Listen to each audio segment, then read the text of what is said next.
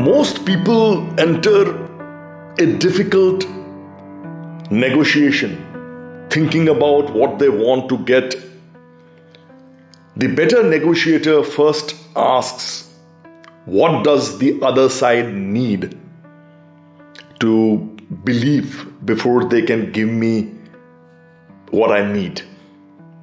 That is a fundamentally different game. High stakes negotiation is not primarily about pressure, clever tactics, or let's say who speaks last. It is about psychological positioning. You are designing the conditions under which agreement becomes easier to justify. The objective is not to defeat resistance, it is to make resistance less necessary. When someone says we cannot accept that price, the price may not actually be the problem. It could be a risk, precedent, internal approval, status, or fear of looking weak.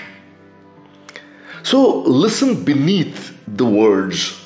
Ask questions that reveal the architecture behind the position they have taken.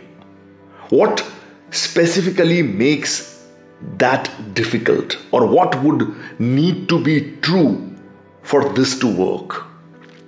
This is empathetic leverage. You're not surrendering your position, you are collecting intelligence. And once you understand the real constraint, you can negotiate against the problem rather than against the person. There is a powerful distinction between agreement and understanding. You can disagree completely while making someone feel accurately understood. That matters because trust is becoming harder to establish.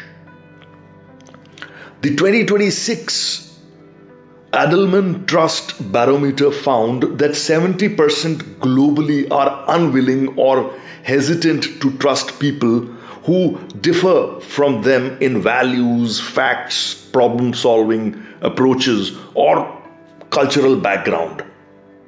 In India, nearly half the population shows a preference for trusting people who think similarly.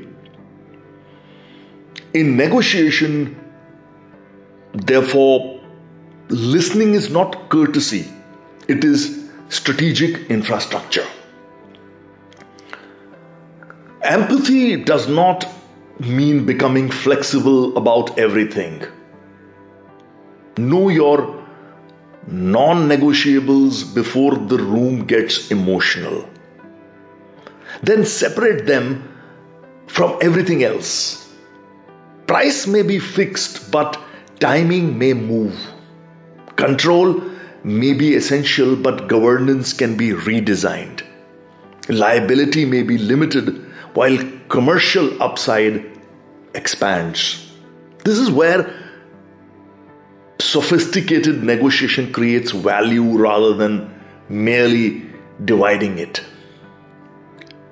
Recent AI negotiation research involving more than 120,000 simulated negotiations found that warmer agents produced higher counterpart subjective value and reached agreements more frequently, while dominant agents tended to claim more value once agreement was reached.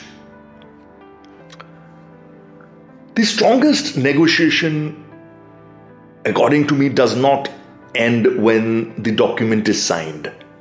That's what most of us think.